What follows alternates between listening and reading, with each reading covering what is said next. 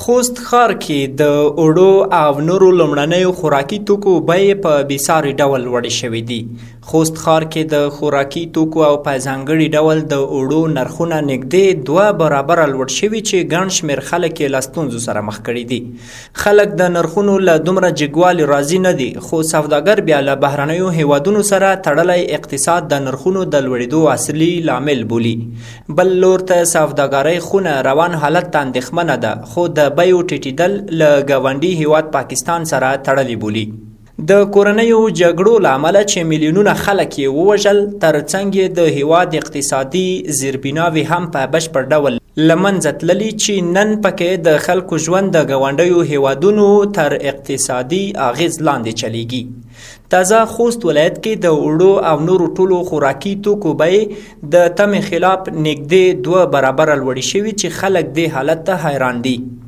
هغه یوه خبره ده چې موږ خپل دلته داسې څه شی نه لرو چې موږ ذخیره ولري، موږ حکومت ذخیره ولري، ملینه کم شي دا بیرته میدون ته روبسي، بزور ته یې وښیي، بزور ته وخت هغه مول ورکوي. یوه خبره یې دغه ده. دویمه یې دغه ده چې د اوسنی وخت کې پاکستان طرفه یو اعلان وشو، هم لیاره بند شو، هم په اوړو او وریژې پابندي ولګېده. د نرخ د جګولو یوه وجه دغه ده.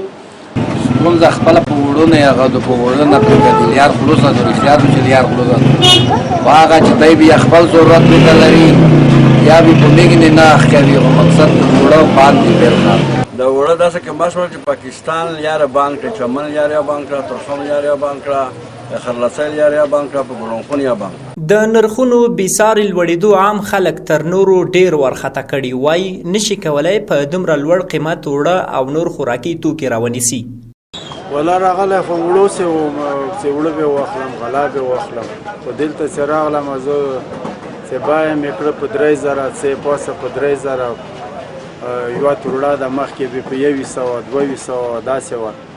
اوس نو پسې ګرځم، پیسې پیدا کوو به ورته مجبوري ده. دا ډېر جګ شوي، دومره سخت جګ شوي، مخکې په 100 1300 1300 اوس 2000 3000 تروړه خرڅوي.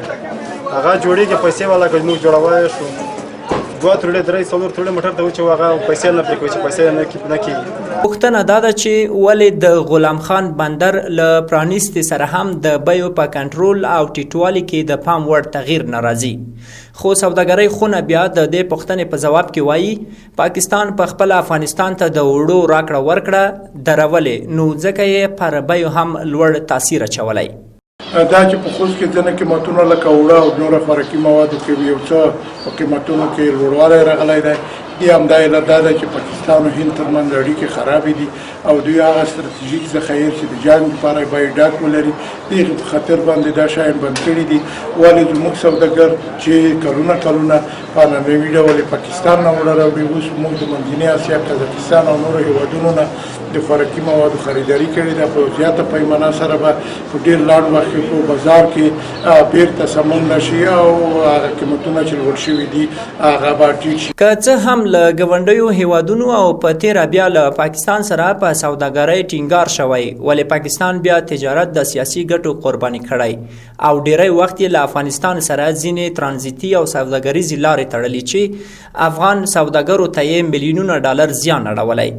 اوس د ننه په حکومت نیوکې دا کیږي چې له پاکستان سره د سوداګرۍ واضح تګلاره جوړه او عملي کړي څو راتلونکي کې د دغه هیواد سره د سوداګریزو اړیکو په سړېدو کوم منفي تاثیر رامنځته نه شي.